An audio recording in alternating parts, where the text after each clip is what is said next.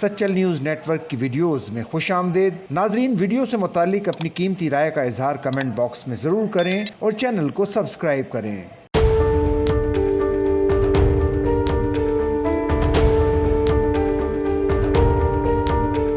جمعیت علماء اسلام فے کے سربراہ مولانا فضل الرحمان نے کم عمری میں شادی کے قانون پر ملک بھر میں احتجاج کا اعلان کر دیا۔ پشاور میں نیوز کانفرنس سے خطاب کرتے ہوئے ان کا کہنا تھا کہ پاکستان کی شناخت اسلام ہے، ملک کی اسلامی شناخت کو ختم کیا جا رہا ہے۔ ان کا کہنا تھا کہ اس سے قبل جو قانون سازیاں ہوئیں، IMF کی تجاویز کو بنیاد بنایا گیا، اقوام متحدہ کی قرارداد کا حوالہ دے کر کم عمر بچیوں کی شادیوں کی قانون سازی کی جا رہی ہے۔ صدر مملکت مدارس کے قانون پر دستخط نہیں کر رہے۔ مولانا فضل الرحمان نے کہا کہ قرآن و سنت کے منافی قانون سازی ہو رہی ہے، جمہوریت اپنا مقدمہ ہار رہی ہے۔